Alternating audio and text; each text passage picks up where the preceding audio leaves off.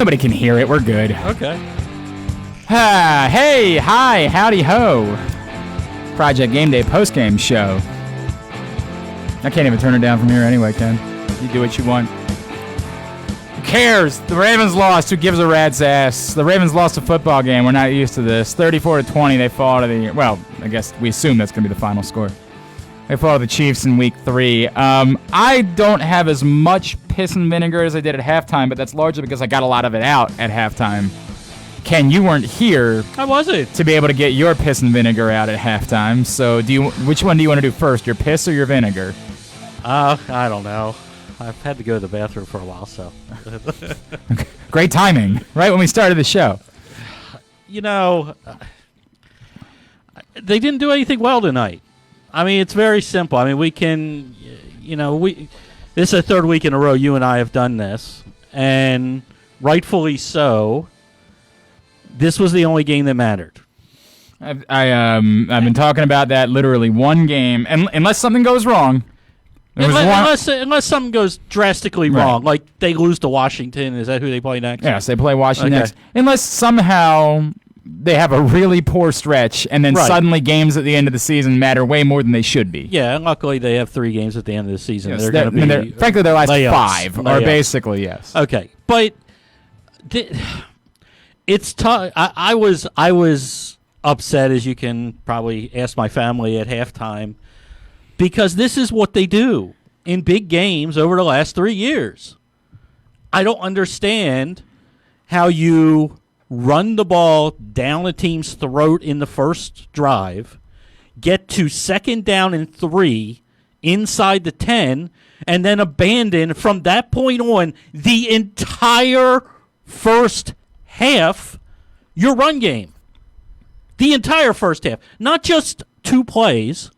The entire first half. Running backs had 5, I believe, maybe 6 carries the entire first half. Oh, by the way, they were averaging over 6 yards a carry.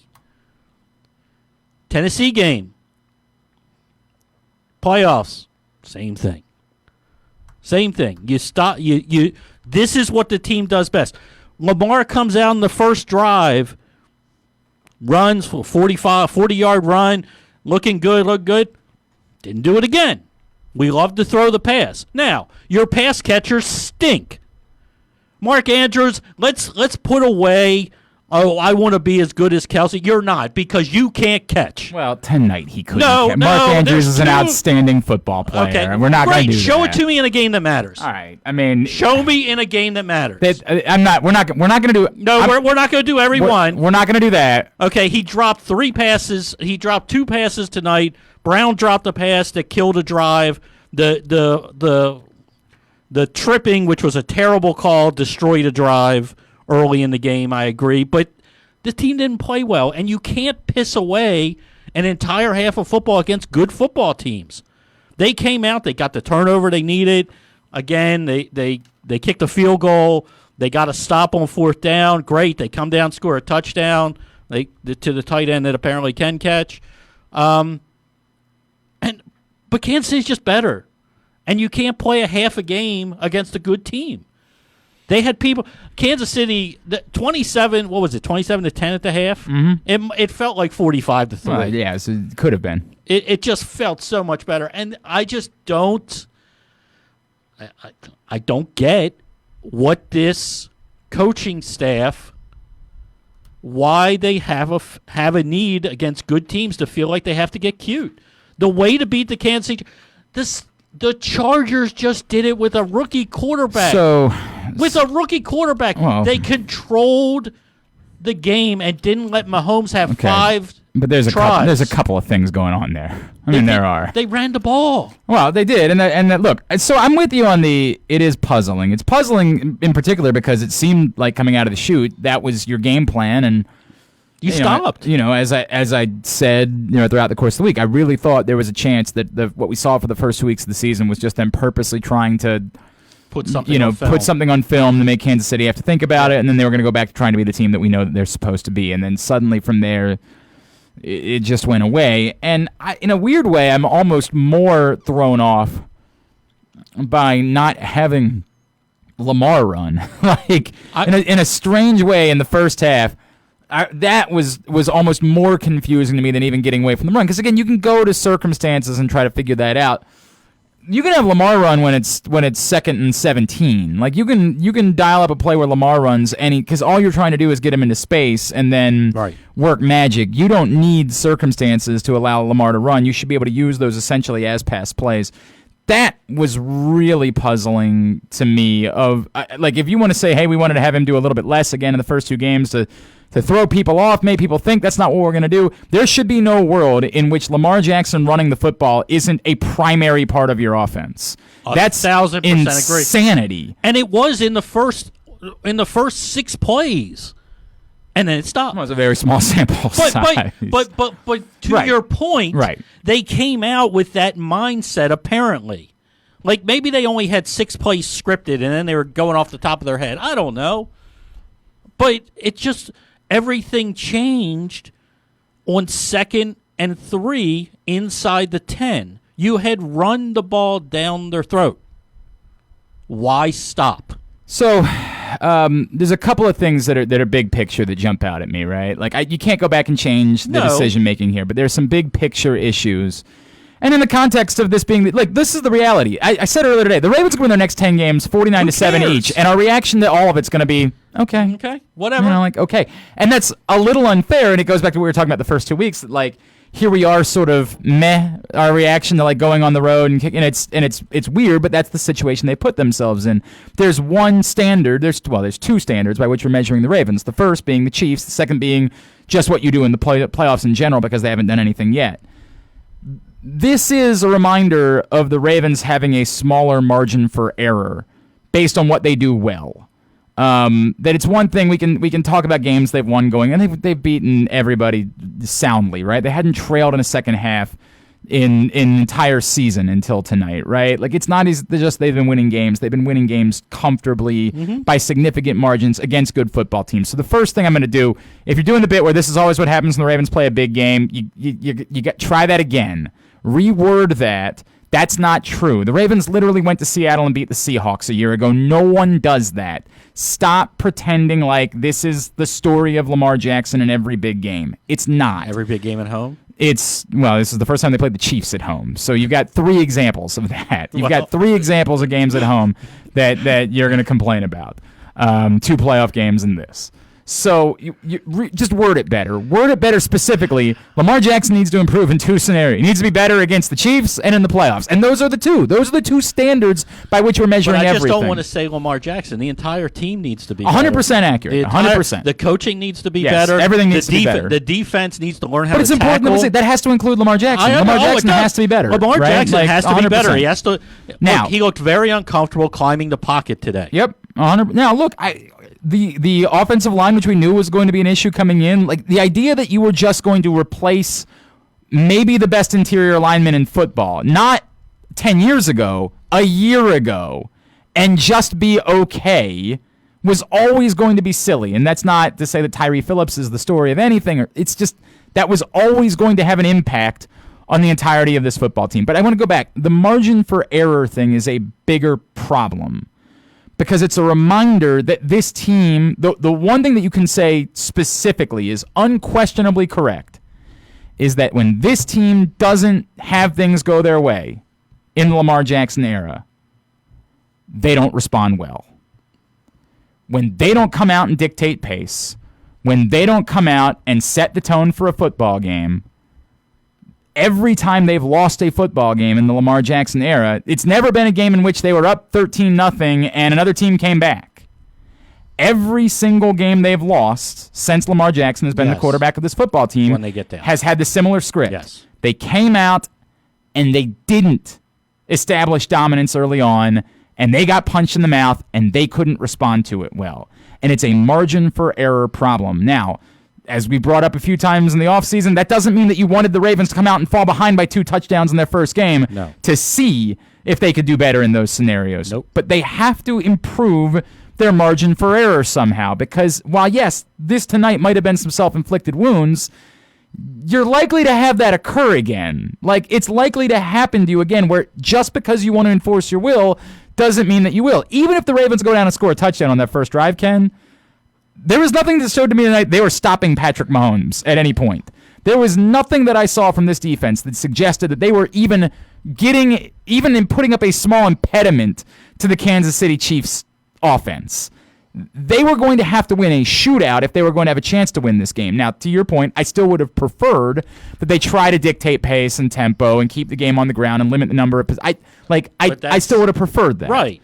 But that's the thing. And that goes to if you and I and not to discredit either one of us, especially you. Well, I'll do it to you. I have no problem with that. But I have a problem. But as little as we know, apparently, because we're not inside the castle, and we don't we don't have game scripts in front of us. As little as we know, we understand that that's how the Ravens. That's how you beat a Kansas City Chiefs team. It's more specifically this Ravens team. Well, there are other teams that I think that their game plan is very rightfully so. We just need to go score a ton of points. I understand that, but that goes to game and feel for me, which is one of my big problems with this coaching staff, is that going into this game, you needed to do two things. You needed to, one, score touchdowns to match the points that Patrick Mahomes is going to put up, because as good as your defense can play, he's still going to put up points. And number two, you need to limit the amount of opportunity he has to score those points. They didn't do that. And I know there are always circumstances you can go back. That first drive set a tone. No, that set a tone for the game. And then here's the thing. It's like, do they panic? Is it panic that they got down 7-3? No, I don't think it's panic. I mean, the first half they didn't do anything after that drive. I think it snowballed because on top of, and I'm not trying to take away, because I had the same feeling about the game turned in that moment when they got inside the 10-yard line. But it doesn't explain. Like we're letting something off the hook here, which is the defense was garbage. It was. I'm not letting them off the hook. It was complete garbage, and I'm not. Again, this is the Chiefs, and the defense is better than what they played tonight. And against every other team, I'm going to feel very good about the Ravens' defense. Correct. But there are other problems that aren't just that decision. I know, but it sets a tone for the game. That's the thing. It just sets a tone. It's I hear you, like but we're coming out and we're going to punch you in the mouth. But you got until we're ready to throw the knockout punch and we're saying, I don't know if it's wide open. I mean, maybe, but you will go up 3-0, and you immediately allow the other team to just march down emphatically, and it will. But that's my point. But that's it. You're playing Patrick Mahomes. Patrick Mahomes is the best player in the NFL with an offense that is built around him. That is, their play calling was light years. Yes, it was brilliant. It was really good. But you know that going in, there should be no coach in the world that knows Andy Reid and his tendencies better than John Harbaugh. Well, certainly in that side of the ball, there's no question about it. Right. So it's like it's just to me from that point. And I was like, touchdowns beat field goals. You can't kick field goals. Look, trust me, I would have gone for it early on. I would have too. It has nothing to go. I agreed with the 3. You have to get points there. It wasn't the field goal. It was the second and third down call after you had run the ball every time down the field. To that point. Yeah, I mean, trust me, I don't care for the calls. I disagree. Okay. You disagree. You needed to go. You need to figure out what game you're playing, and this goes back to the. I agree with that. And at that point, this game, and it's the same thing in the third quarter when you have the opportunity down 17, and you decide to kick a field goal there. I just don't know what game you think you're playing. Well, you had to kick the field goal there, but I mean, you kept on running backwards. No, that was at the end. At the end of the game when they couldn't kick a field goal. You mean the fourth and 24? I'm talking in the third quarter when it was a 17-point game and they were faced with a 4th and 3 from the 25, and they decided to kick a field goal there. And it's just I don't know what game do you think you're playing. And you can make the argument. Well, they went down and they got a stop afterwards, and they got the ball back, made it a 7-point game. Right? They made it a 7-point game, and then immediately gave up another touchdown because that was always what was going to happen when you're facing the Kansas City Chiefs. You're going to give up multiple touchdowns in the second half of a game, or they only gave up one. In fact, it was actually a remarkable second half. But you're down so much. But that's the point. You can't do that. That's not the type of game that you're playing. Correct. And that's why in the beginning I was like, it sets the tone. It goes back to a margin of error problem. Their margin for error is very slim, and part of that is how they constructed their football team. They constructed a football team where they decided that they were going to prioritize stopping the run, which, as I said a year ago, I know you're reacting to that you didn't stop the run in one game. But it's not even that wasn't even the story of the game. I understand. You didn't Derrick Henry didn't do anything until they were already up by 100 points. I've made this point over and over I again. never understood why that was the priority when you're not adding in a pass rusher, and the story what we saw from the Chargers a week ago turned out to be they could get the pressure from their front four. Right. The Ravens couldn't get dick for pressure from their front four. And the argument of you can scheme pressure, which is what I kept hearing the entire offseason. We can scheme the pressure, Wink Martindale, blah, blah, blah, blah, blah. And in every other game, you're probably going to be right about that. Almost every game you play this season, you are going to scheme plenty of pressure, but not against this dude. Against good teams, no. This guy, specifically this guy who is begging for you to bring someone else and leave him with a one-on-one opportunity to throw the football down the field. He's desperate for you to bring that pressure. So your choices are either you blitz and let him pick you apart, or you don't blitz and you get no pressure and he picks you apart. We had this. I had this discussion pregame with somebody. It's like, what defense do they play tonight? And I was like, what percentage of zone do they play? I was like, do they have this bend, don't break type zone, keep everything in front, and then inside the 20 kind of stiffen up and try to do that? And somebody was like, if you play zone that much, he's just going to pick you apart. And I said, but I said, and if you blitz and bring an extra blitzer, and you don't get there, which the Ravens, you can say that they blitz a lot, but they don't get there enough for me. I would prefer more sacks. They do get a lot of pressure. They get pressure, a lot of they had like 13 pressures on Deshaun Watson last week. That's a terrible offense. I understand that, but that's still the most he's ever faced in his career. I understand, but it's like, and then you have one-on-one with a great receiving core. It's like that's the problem with this team, and that's why I went back and I was like, I'd rather them just not have the big splash plays and just keep everything in front of them. Yeah, I was like, just limit. I don't know. It's 100% that. Right. But tonight, this is the first time there's one thing I might admit that I was wrong about, which is I remember when you heard the reports that they were thinking about Look, I remember we all saw the price for Yannick Ngakoue, and we were like, well, that's probably a price we would have been willing to pay for that dude. And I said at the time, you're still going to be have the same problem, which is you can't pay all these guys. You can't. You have too many guys coming up for contracts, and if you acquire Yannick Ngakoue on top of that, if you don't win the Super Bowl, but the window's small. Then your likelihood of being able to keep either going to have to keep him and not sign somebody else, or lose him, and then you just gave up a second-round pick, which is more important moving forward because you're going to be paying more money to other players. Your own draft picks become more important the next 5 years. So I said, I think I'm going to be okay with that decision. Tonight was the first time where I said to myself, you know what? Even if you just admitted that it was a rental and you weren't keeping Yannick Ngakoue past this season, it might damn well have been worth just giving up your second-round pick because you don't have it. You don't have the players that can win up front against this dude. You don't have them. They're not on your roster. I love these messages. We're going to start getting to the comments. All right. He's KZ. I'm Glenn. We're here for the Project Game Day postgame show.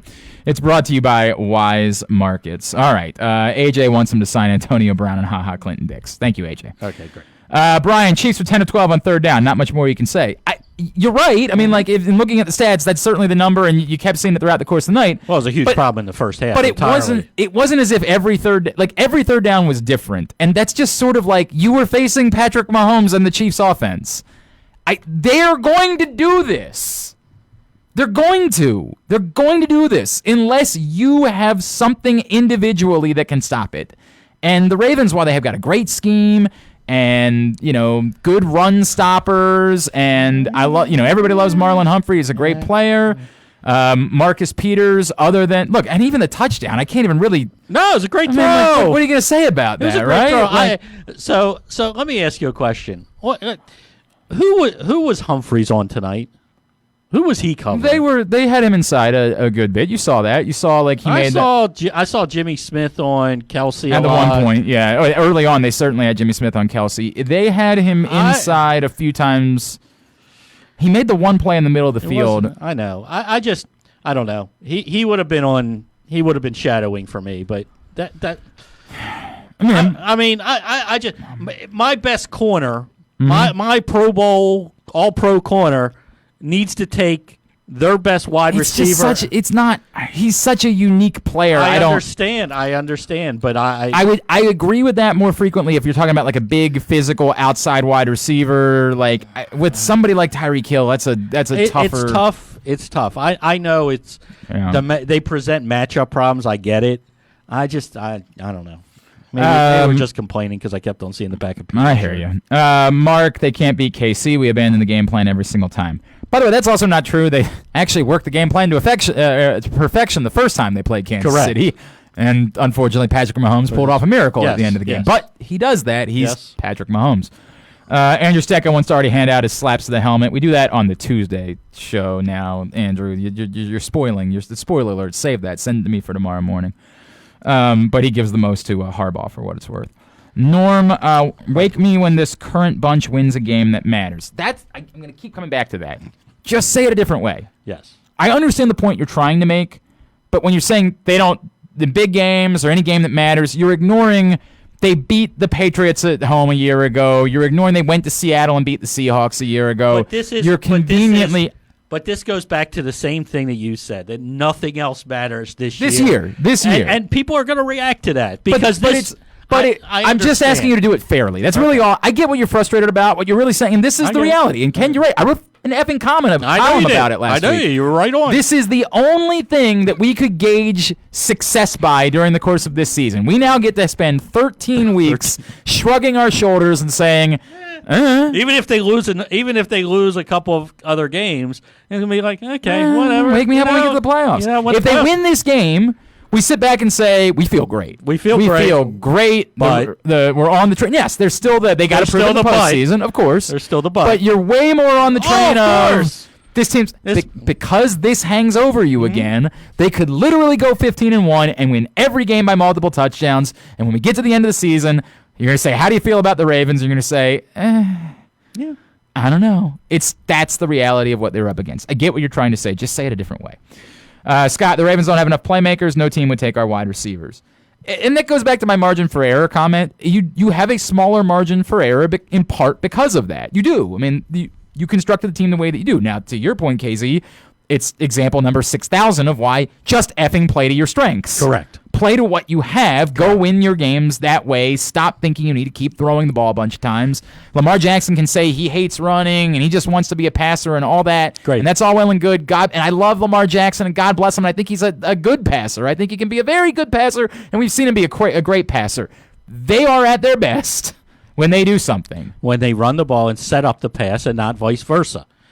Look, Marquise Brown is going to be a very good wide receiver, but he's not there yet, and that's the only deep threat they really have. They refuse to send what's the kid's name that ran back the kick today? Devin Duvernay.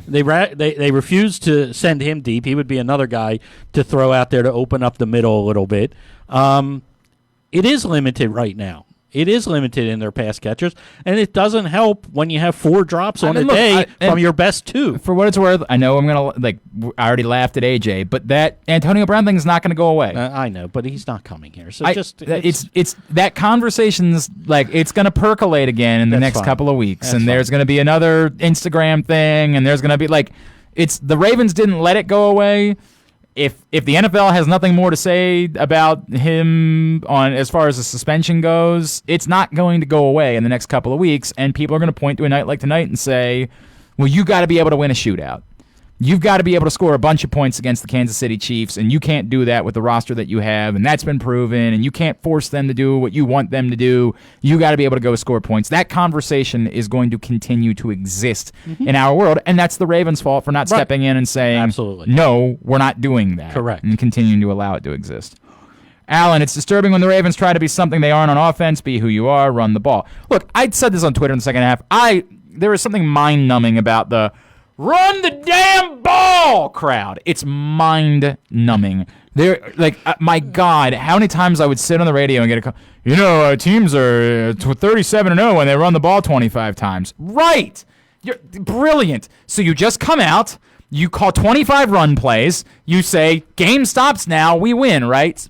This is a different scenario, and I'm willing to admit that it's a different scenario. Okay. I hate that conversation. I know you hate the because conversation. Because it's brainless. But it's not brainless because you do something successfully, and you're doing it successfully all season last year, 14-2, you did it the whole way, and then you stopped in the playoff game because you got behind by 8 points. And then you come into tonight on a game plan that, I'm sorry, is not tough to figure out. You control the clock, you run the ball, which is your strength, and you limit the amount of opportunities that Patrick Mahomes has to go up against your defense because no defense can stop him.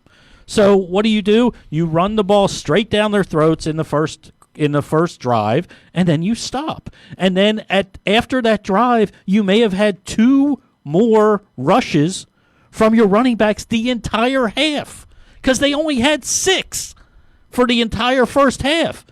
So, yes, it's mind-numbing, but run the damn ball. It was successful. Yeah. I'm sorry. I get it. It is mind-numbing. And you know what's mind-numbing about it? That they go away from it. It doesn't make sense, Glenn. Right. And the reason why I'm giving it more credence is because it is how you built your football team. Like you've done this to yourself, you right? Have. Like if this isn't who you wanted to be, then don't go be something else. Who was your number 1 draft pick this year? It was I was about to say it was it was a middle linebacker to help stop the run. Right. Okay, and also you wanted better cover. You wanted to improve in coverage. And Patrick Queen did not have a good night. He did not have a good night.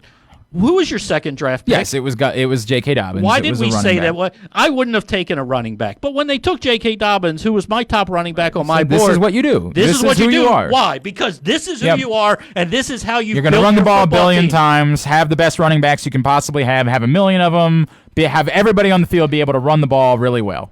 J.K. Dobbins is your third down back and doesn't get to rush the ball. All he does every time he touches the ball, he does something well. Breaks tackles, makes first down. Let the kid play. Why? What? And it's not against Gus Edwards, who runs the ball really well. It's not great again tonight. It's not against Mark Ingram, who's still very, very good. They don't touch. Well, I don't care as much about who's doing it for what it's worth. I don't really care who's doing it. You have 3 of them. Yes. Nobody's going to get tired. Right. And the idea, and again, and part of this to me too is that please. Can we use it that way? I'm oddly please run the ball. I'm oddly more. It's a weird thing. I'm oddly more bothered by what seems to be almost purposely running Lamar Jackson less, which is it's the brainless thing that everybody spent the entire you can't keep doing this and he's gonna get hurt and the F all of that. I know. Go win football games. Huh? The notion that you're gonna concern yourself with whether or not somebody's gonna get hurt. You're playing football. Mm-hmm. Like, my God. Well, you said it right before. All this study about, running quarterbacks don't get hurt as often. Any more than someone in the pocket. Yeah, correct. That's true. So run it. You are neutering yourself. And he's proven. He is the greatest player ever at this particular thing. Yes. He's a damn good player overall, but he's unquestionably the greatest running quarterback of all time. Ever. Use that! Use that to win! Yeah. Beat your opponents because they have no answer. And you get another blocker on the field. And all the things we sat here and screamed about for a year. Uh-huh. Oh, it's brilliant. The Ravens have figured it out. And suddenly we're not going to do it? Yep. And I get it. They won the first 2 games, so it didn't, who cares? Play anybody. I know. That's true. Anyway, Mark, it's not about big games. It's just against Kansas City. We feel we have to prove Lamar is as good as Mahomes. He's not. I don't know that that's what this is. I don't believe the Ravens are getting caught up in we need Lamar to out-duel Patrick Mahomes. I don't believe that for a second. I think they have not responded when things didn't go exactly their way. And the track record I have to prove that is pretty clear. Every game they've lost, you can do this math, every game they've lost, and frankly, because they haven't lost that many, you got 6 in the Lamar Jackson era. You've got the first Chiefs game in 2018. You got the playoff game against the Chargers. You got the Browns and the Chiefs in the regular season last year, the Titans, and you got this tonight. You got 6 losses in the Lamar Jackson era. And with the exception of, I guess, the Cleveland game, they didn't, like, they got off to a decent start in the Cleveland game last year. But, like, with maybe the exception of that, they all have something very, very similar in common. They don't establish themselves early on, and they just seem to not know what to do when that happens. It gets away from them in a hurry. And they get away from their strengths. And you can say it's about, this is about the opponent. And again, that's unfair because I guess the first maybe it's a 4 of 6 games because the first Chiefs game, they didn't do that. Yeah. So 4 of the 6 losses, 4 of the last 5. Yes. I would say it's the exact same thing in every single one of them. It's that it didn't go exactly the way that you thought it was going to go, and it got away from you. And in all of the wins, you never had to come from behind. Every single win has the same thing in common. You established yourself very early on, you dictated tempo, and you were able to play the game that you wanted to play from there. Dwight, got to get to the quarterback. The Ravens didn't do that tonight. Mark follows that up by saying Judon is a problem. Franchise player, yeah, right. $17 million for what? There's no question. Matt Judon has not done much of anything to start the season. There's no debate about that whatsoever. Now, it's 3 games. There's 13 games to go. It certainly does not help him that there's no one else on the field that is offering much in the way of a threat to get after quarterbacks. Teams can be aware of where Matt Judon is and kind of zero in and say, we need to make sure that if we're going to pay some extra attention somewhere, it's there because we ain't effing worried about anybody else not being like we think one-on-one we can block everybody else. Well, yeah, I mean you're playing. Most of the times the Ravens have 3 guys out there that are run stuffers, and then you have Judon, and then Bowser comes and does his thing. I guess Ferguson doesn't get to play anymore. Not really. McPhee's been out there, obviously. McPhee's. And it's also, look, Mahomes is really difficult to get on the ground and get pressure on. So, and when you do get pressure, you got to put him on the ground, and the Ravens didn't do that tonight. But again, we saw a week ago when a team has a defensive front that can win their one-on-one matchups and get in the backfield. Correct. And it helps. If you want a disappointment, look, Calais Campbell had 2 really good games to start his career in Baltimore, but not as a rusher. As a disruptor. He was in the middle of plays. He was tipping balls. The Ravens were tipping plenty of balls a year ago. They didn't need somebody else to tip balls. Michael Pierce was doing that just fine. He was tipping ball. They were getting plenty of tip balls a year ago. They needed someone to go punish quarterbacks. Yep. And Calais Campbell, at this point at his age, probably isn't really that guy. No, he's not. Right? He's not, and neither is Wolf. No, neither is Wolf. Although, Wolf's had his moments in his career, but correct. But they're not dominant in that capacity. They're not dominant. I mean, their strengths are in other areas. You had guys out there that you could have gone and got and pursued. Right, correct. They didn't do that. They didn't. From Scott, Judon was on the ground more than he was in the backfield. Yep. And Mark says he's an average player, doesn't get pressure, the sacks he get because of the scheme, can't beat a guy one-on-one. We screwed up by franchise tagging him, should have saved the cap space and signed a couple of free agents. I don't know who you're signing. I don't know who you're signing. I just don't know who that is. Clay Matthews said he doesn't want to play football anymore. I don't know if you're bringing him in for a workout. So, the other problem too is that market, a lot like the quarterback now market. Yeah, it's gone. This is what you get. Unfortunately, these guys cost absurd, sick amounts of money. Mm-hmm. And somebody would say this also wasn't a great draft class for guys that get after quarterbacks. There was Chase Young, and then there was everybody else. Yeah, it wasn't. So that hurt. There was no real option for addressing that necessarily early on in the draft. You kind of were stuck with what you had. But this is your unwillingness to pay Zadarius Smith a couple years ago. Kind of coming back to bite you as he's proving that he was a capable one-on-one pass rusher. You didn't want to pay that type of money. Now you're kind of stuck with what you got. Tim brings that up with Darius Smith. All right. Yeah. Scott says, you're wrong, Ken. All right, very good. Let's move on. I don't know which one he's saying I'm wrong about. He was talking about going for it early in the game. You had said, you were okay with the field goal. I was okay with the field goal because they needed to get some points there. You can't come away with none. What I wasn't okay with is the way they went about getting to the field goal. They should have scored a touchdown there. agree with that. If it was 4th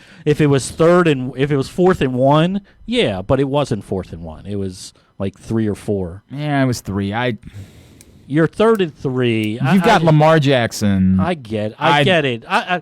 There should be no world in which you're not converting a 4. And there is also the flip side argument, which is you're at home with the crowd. Well, yeah, unfortunately not the case. That's what it is. Mark's trying to do the bit where they could have had Clowney and Matthews and said, well, again, Matthews isn't playing football, and Clowney didn't agree to play for that amount of money until literally the last moment. Yeah. So no, that was not a strategy they could have operated with. Scott, to your point, Ken. Oh, he agrees with you, and so he's wrong. To your point, Ken, they didn't sack Mahomes once. No pressure. Another Scott. Defense just looked confused. Peters' risk versus reward mentality hurt us a lot tonight. I don't know. I guess I didn't really see that. I'm liking these Scott guys. Lots of Scotts. We're big, if we could use about 100 more. If you find more, let's build up a billion share within the Scott community. I got lots of people telling me I'm right on that. Well, I don't know. We shouldn't read all of them. Why? Because you're going to build your ego up? I don't want that. Scott also thinks that Marlon needed to be on Tyreek Hill. Tim, would Brockers have made a bigger or cheaper difference over Ngakoue? That's a weird thing to go back on, right? Like, I haven't really been paying attention to how things have been going with Brockers in LA, so I don't know, like, if ultimately he's been just fine, and the Ravens kind of have egg on their face for not figuring out a way to get that done. I don't have that answer. Brocker's also not like a true rusher. Right. He's more of that sort of tweener type. Correct. He's more of the inside pressure type guy. Right. Jonathan, Kenny, you are right. Harbaugh gets out-coached again. Brandon, Lamar has proved many times he can't win if you force him to throw the ball. See, again, you're saying it the wrong way. Yeah. And there's something in there that's like a cousin of the truth, right? Like there's something in there where that was the only question that we could still ask about Lamar Jackson, right? Is like, what happens when you're down by a couple scores and you have no choice but to throw the ball? Mm-hmm. And I would bring that up a little bit. And I remember my partner Kyle Ottenheimer would say things like, okay, but with his running ability, like, he can still run the ball even in those circumstances. Correct. If he runs for 17 yards and gets out of bounds, so what? That's just as good as throwing the football. It is. And that's true, right? Like, it's true. He shouldn't become one-dimensional in those circumstances. Now, what's taken away is the methodical, bullying thing that the Ravens do so well. You can't do that. You need to speed things up a little bit, and they haven't been great in those circumstances. Correct. J.K. Dobbins is in Harbaugh's doghouse because he played at Ohio. Okay, thank you. Okay. And he also says, we are the 49ers, and they are the Cowboys, and to win, we need to sign Okay. Sign A.J. Brown, who will make every decent. All right, blah, blah, blah, blah, blah. Nelson just says all facts. So, I don't know. Man, we're both right. Cool, great. That sounds good to me, Nelson. They are facts. Mark, go watch the tape. Judon isn't being doubled. I don't know that he's being doubled, and that's not even what I'm saying. But if you're going, it's not about necessarily doubled, but if you're going to put, if they're rushing 4, it's 4 on 5. Right, and if you're lining up, and by the way, I'm not trying to tell you that Judon's playing well. Like, don't confuse what I'm saying with me trying to suggest that Matt Judon is secretly playing well. He's not. Let's be very fair about that. But he's probably seeing more doubles than you think he is, because and circumstances where it's not even necessarily a double as much as it's a, hey, go give a rub here, try to nick him. Correct, something along those lines. What I would say more significantly is, even if he's struggling, he would be aided by there being another quality pass rusher on the field. Side. Correct. Everyone, even if he was having a good season, he would probably be having a better season if there was another quality pass rusher on the field. Correct. So I'm not making excuses for Matt Judon or trying to convince you that he's playing better than you think he is. He's not. He's having a troubled start to the 2020 season. But it is, as in my mind, is much about roster construction. I agree. And with you. the lack of priority that the Ravens put into this department. 1,000%. With the idea that can always just be solved. And it almost became hubris, right? Like, we've got Wink Martindale. Pressure won't be a problem. Correct. Okay, against the Browns, that's probably the case. Against most NFL teams, you're probably right about that. This is the guy you've got to beat to win a Super Bowl. Yes. This isn't about the AFC North anymore. It's not. Like, this is not. This is about you've got to beat this guy Super Bowl in order to win a Super Bowl. Yep. Or hope that he gets hurt. Oh no. And I don't hope that he gets. I don't want that. I don't want that. Right. But like you get what I'm saying. So I'm like every one of my fans. Okay, I understand what you're saying, but like I don't want him to get hurt. I understand. I'm saying either he gets hurt or you got to beat him. Correct. You got to beat him if you're going to win a Super Bowl, and that we will scheme pressure concept I don't think is going to work when you're playing him and Hill and Kelsey and Watkins and Hardman and the running backs can catch too and insert name. There's other guys that are suddenly going to be guys, right? Anthony Sherman's out here catching touchdowns, right? Like linemen are catching touchdowns. Eric Fisher's Everybody catching caught touchdowns. a touchdown tonight. Blake Bell, You who was get a healthy, touchdown. correct? It's one of those numbers. I don't think that you can scheme pressure when you're dealing with that. It has to come from your front four, and I don't know if they're good enough ultimately for that to be the case. And won't be an issue, I don't think, next week against Dwayne Haskins. I think you'll be fine, just fine, scheming up pressure against the Washington football team. Against this team, just play zone. You'll be good. I think you'll be all right. Let me get 1 minute to let our wonderful sponsors tell you about themselves. And then we'll come back in, and I guess we'll start looking ahead to that big Week 4 showdown with the Washington football team. That's next. He's Ken Zalis. I'm Glenn Clark. This is the Project Game Day postgame show. Glory Days Grill's Oktoberfest menu is available now. Our fall seasonal menu is available for dine-in, dine-out, on the patio, or to-go. It's a new season, so enjoy new flavors. Try their new chicken schnitzel or the delicious Prussian pretzel rolls. Glory Days is open from 11 a.m. to 9 p.m. every day. Visit GloryDaysGrill.com for a location near you. From the Glory Days Grill family, stay healthy and positive during this challenging time in our community. Looking to get one up on the competition? Supercharge your computer skills. CCBC has classes at all levels from beginner to expert coder. Explore Microsoft Office, gaming, or even ethical hacker. Maybe hardware is your gig. Become A+ certified. All tuition free if you qualify. Call 443-840-4700 or visit ccbcmd.edu/quickreg. With Wise Market's lowest price guarantee, we guarantee the lowest price in the area. If a local competitor advertises any of our tagged lowest price guarantee items at a lower price, we'll give you double the difference with purchase. Eat better, spend less, that's Wise. If you're looking to make an impact, there's no better place to do that than the U.S. Army. Whether your goal is to fight and cure deadly diseases, develop technologies, or seek adventures across the globe, the Army is where all of that can happen, and so much more. The Army is a team of 1 million individuals working together to take on the most complex problems in the nation and the world, and to win. Ask yourself, what's your warrior? Go to army.com/Baltimore to find out. To learn more, contact your local Army recruiter and find us on social media at U.S. Army Baltimore. Don't think anybody really got hurt. Got that going for him. It's nice. Yeah. I don't really have much else to say about it. It's just something that appeared to happen. You know, and it's funny. I live week to week in football. Okay, it's just the way I because of the other stuff that I do. I live week to week. Sure. So I didn't even know what the outside of Washington. I didn't even know what the upcoming schedule was. And you're at Washington. You host Cincinnati. You're at Philadelphia. I mean, yeah. In every world, you should be 5-1, and without even really without breaking a sweat. And then you host Pittsburgh. You know, but this is the reality. I mean, this is. I know.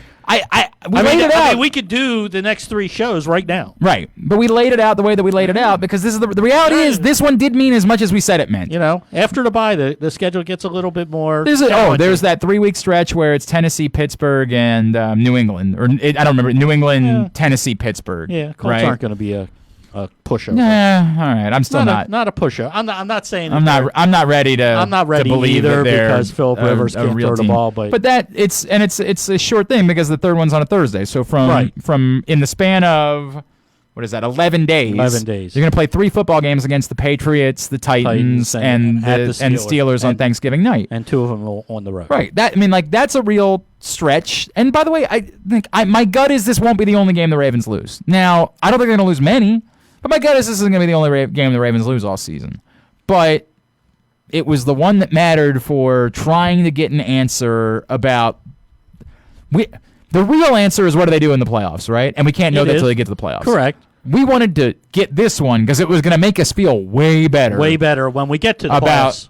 Where they were going to be when they get to the Correct. playoffs. And as we keep saying, literally nothing they do the rest of the regular season is going to be able to make us feel anything towards what's going to happen when they get to the playoffs. Would also been nice if there are fans allowed in the stands at that point to not go to Kansas City, but Kansas City actually is already allowing fans in the stadium. I'm just yeah. I don't know if they'll be at 50% capacity or whatever but by that's that what point. I mean. Yeah. I mean, it would have been nice if I saw somebody tried giving that argument earlier. Like, it might be better if the Ravens have to play week 1 and they have a more winnable game. I'm like, they've lost at home I know to the Titans and the Chargers. Yeah. They didn't lose. Yeah, their playoff losses aren't to Kansas City. Yeah, I'd like to see them play Kansas City in the playoffs one time. I mean, yes, Yeah. it would be. I don't know if I wanted that in the it would be the championship, AFC championship. Well, you'd hope that's when it would be. Well, you would think. Yeah, I mean, you would think that, but they've still got work to do. If you're 1-2, I understand, but they've got work to do to make sure I understand that's the that, case. but if they were to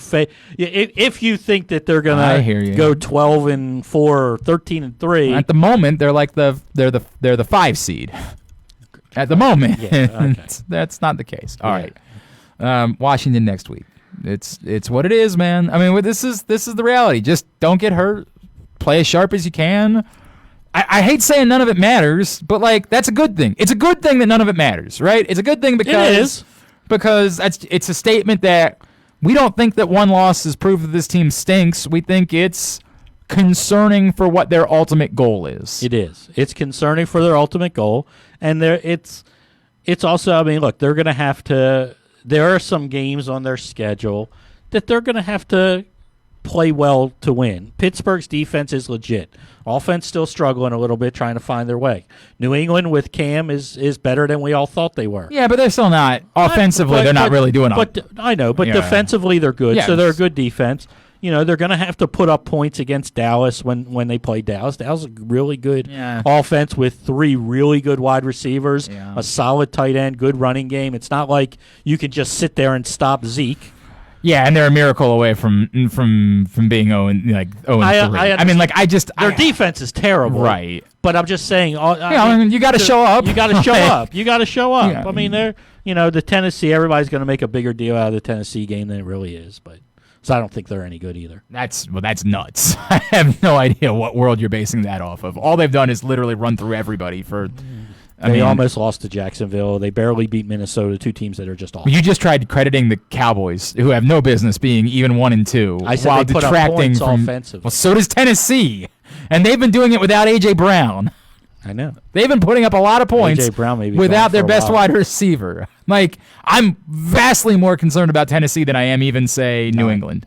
Not I have no idea where that's coming from. I just don't think they're as good as New. Even You also New didn't England. think Buffalo was any good. They still don't think. Referee gave them that game. Yeah, it's the referee that gave St. Louis or gave LA the ball on a catch from Tyler Kroft in the middle of the game. It's weird. You don't bring that up when you're trying to. I didn't see that play. Of course you didn't. I always saw the play. At the You end only of saw the game. one you're trying to use to justify your bad take. Buffalo. What were they up? They were up like 21 points. They're up 25 points. 25 points. In part because they threw a complete pass to Tyler Kroft, and for some reason the officials gave the other team the football. They can't get them all right. You're 100% right about that. At Fans Fantasy on Twitter is how you follow him. He'll be back in with us Thursday morning to set your lineups for fantasy football. We'll be back tomorrow morning, or in a few hours anyway, with Glenn Clark Radio. Bradley Bozeman will join us as he does every Tuesday. It won't be a lot of fun, but he's never hid from anything before. He's not going to start hiding from it today. It's what it is, man. This is where you are. It sucks. It's not the end of the world. Nope. It's not. The Ravens are bad. The Ravens are still very much so one of the best teams in all of football. They're just not as good as the Chiefs right now. And the Chiefs are the standard for everyone in football. Super at Bowl the champs moment. for a And reason. you're going to have to figure out how to get past that somehow, some way. Appreciate it, buddy. Hey, thanks. Rita is scheduled to be with us for week 4. So I may be hopefully- back. Who knows? Who knows? I'm hoping that's the case, that she'll be with us next Sunday for the Battle of the Beltways. Battle of the Beltway. Whatever the F it is. No planes needed. Ravens lose 34-20. It's blah, blah, blah. Thank you to the U.S. Army. Thank you to Wise Markets for making it happen. Appreciate you guys for hanging out with us late at night. We'll see you tomorrow morning. This has been the Project Game Day postgame show.